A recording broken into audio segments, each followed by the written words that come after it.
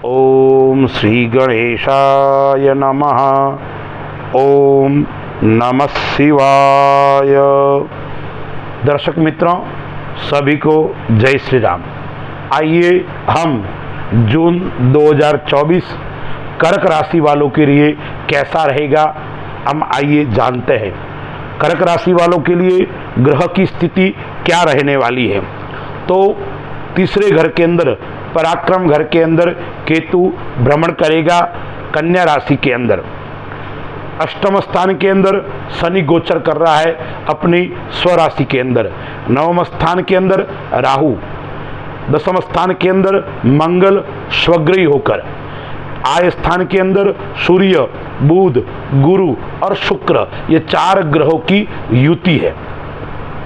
तो यह जून माह के अंदर चार ग्रह अपनी राशि को परिवर्तन करने वाले हैं। यानी शुक्र 12 जून को वृषभ राशि को छोड़कर मिथुन राशि में गोचर करेगा। सूर्य 14 जून को वृषभ राशि को छोड़कर मिथुन राशि में गोचर करेगा और बुध 14 जून को वृषभ राशि को छोड़कर अपनी स्वयं की राशि के अंदर यानी मिथुन राशि में गोचर करने वाला है। बुध माह के अंत में फिर कर्क राशि में भी जाएगा। तो कर्क राशि वालों के लिए ग्रह की स्थिति यह है। आइए हम जानते हैं कौन सी तारीख कर्क राशि वालों के लिए जून माह के अंदर खराब है। तो जून माह की 7, 8, 9, 17, 18, 19 तथा 20 एवं 27 जून कर्क राशि वालों के लिए खराब रहेगी, क्योंकि आपके राशि का स्वामी चंद्रमा है। वैसे ही चंद्रमा जिनका स्वामी होता है वो व्यक्ति बलवान होता है, लेकिन मनोविकारी, मन से परेशान रहता है। वो सिर की पीड़ा इसको परेशान करती है। वस्तु संग्राहक वो व्यक्ति होता है, यानी मनोविकार, मन से पीड़ित होंगे।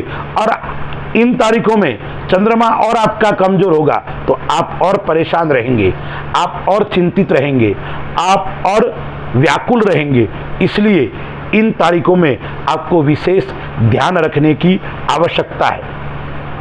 इस माह के अंदर आप संतुष्ट रहेंगे। 8वें घर के अंदर स्वग्रही होकर शनि महाराज गोचर कर रहे हैं। तो स्वास्थ्य की दृष्टि से देखें तो यह समय उतार चढ़ाव वाला रहेगा।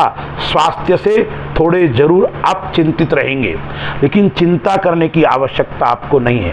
केवल ध्यान कितना रखना है, प्रातः काल में उठना, भ्रमण करना एवं खान पीन का विशेष ध्यान रखना। यानी ठंडा पानी नहीं पीना, ठंडा भोजन आपको नहीं करना। इन चीजों का आप ध्यान रखोगे तो आपके स्वास्थ्य में कोई तकलीफ नहीं रहेगी। अन्यथा स्वास्थ्य की दृष्टि से थोड़ा जून माह का समय आपके लिए उतार चढ़ाव वाला रहेगा। व्यापार की दृष्टि से देखें तो मंगल स्वग्रही होकर दसम स्थान के अंदर गोचर कर रहा है। तो यह कर्क राशि वालों के लिए व्यापार उत्तम और श्रेष्ठ रहेगा।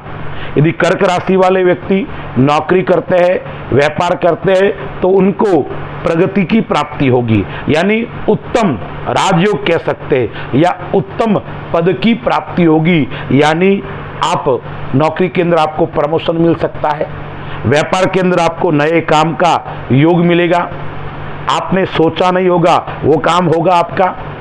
यानी आप मन से भी संतुष्ट रहेंगे, आप व्यापार से भी संतुष्ट रहेंगे। लेकिन मंगल की चौथी दृष्टि लग्न के ऊपर है, इसलिए मन को ठंडा रखने की आवश्यकता है, मन को एकाग्र रखने की आवश्यकता है। इसके लिए 2 चीजों का आपको ध्यान रखना पड़ेगा। एक तो अच्छे व्यक्तियों से आपको संपर्क रखना पड़ेगा, यानी बुरे व्यक्तियों से आपको दूर रहना पड़ेगा। आपके मित्र अच्छे होने चाहिए, अन्यथा मित्रों से आप दुश्मनी लोगे और उसके कारण आपको अपयश की प्राप्ति होगी। आप किसी की गवाही देते हुए ध्यान रखें, यानी हस्ताक्षर आदि नहीं करें। पिता पक्ष आपका अच्छा रहेगा। पिता आपके लिए सकारात्मक सोच रखने वाले होंगे। माता का स्वास्थ्य बीच बीच में नरम गरम रह सकता है, लेकिन पिता का स्वास्थ्य भी अच्छा रहेगा और पिता स्वयं आपके लिए अच्छे रहेंगे। कर्क राशि वालों को इस माह के अंदर विदेश जाने का योग भी बनता है, यानी आपकी विदेश यात्रा हो सकती है। व्यापार की दृष्टि से आप विदेश में निवास करने के लिए भी जा सकते हैं, लेकिन आपको घुटनों का दर्द भी थोड़ा परेशान करेगा। 14 तारीख के बाद में बुध अपनी राशि के अंदर आ रहा है, तो भद्र महापुरुष योग बन रहा है। यह आपके लिए श्रेष्ठ रहने वाला है, यानी कोई आप मुकदमा आपके ऊपर चल रहा है, कोई कोर्ट का केस आपके ऊपर चल रहा है, कोई विवादित कार्य में आप फंसे हुए, उससे आप मुक्त होंगे। यानी राजनीति के अंदर भी आपको सफलता की प्राप्ति होगी। शत्रु आपके ऊपर हावी नहीं रहेंगे, शत्रु के ऊपर आप हावी रहेंगे। अष्टम स्थान के अंदर शनि महाराज गोचर कर रहे हैं, तो आपको कोई छोटा मोटा नुकसान उठाना पड़ेगा।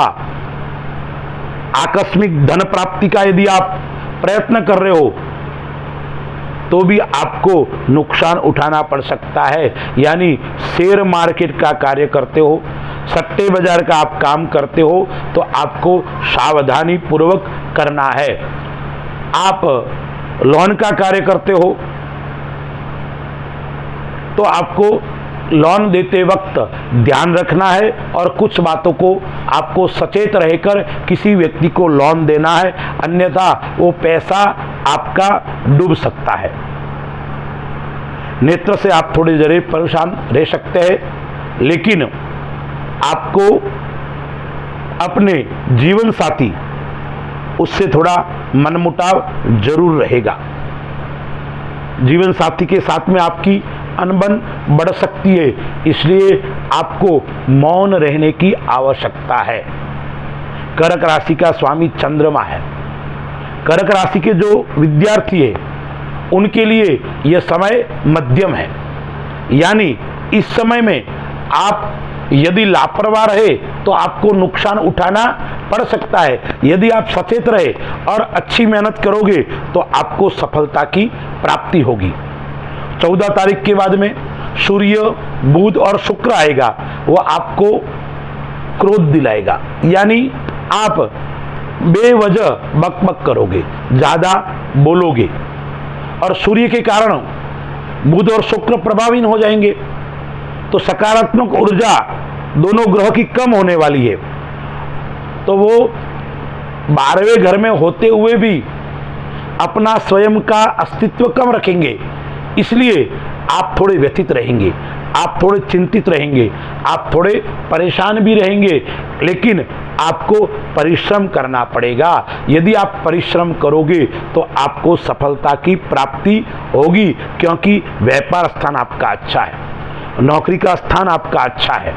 कर्क राशि वालों के लिए अपने संतान पक्ष से अच्छा समय रहेगा।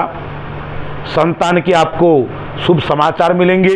यदि आपके संतान का विवाह में देरी हो रही है तो आपका संतान का विवाह शीघ्र होगा, उसके शुभ संकेत मिलेंगे।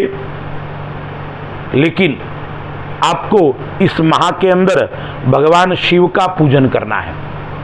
इस माह के अंदर आपको शिव और पार्वती का पूजन करना है, क्योंकि महेश नवमी भी आ रही है, गंगा दशहरा भी आ रहा है।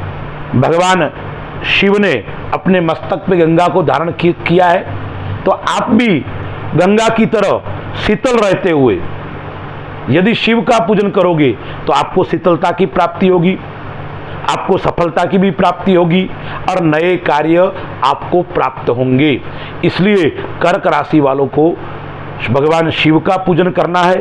हो सके तो भगवान शिव के मंदिर में जाकर सोमवार के दिन पंचामृत अर्पण कीजिए या बिल्वपत्र कच्चे दूध से भगवान शिव का अभिषेक करोगे तो आपके ऊपर भगवान शिव का कृपा भी रहेगी और शिव का आशीर्वाद भी आपको मिलेगा।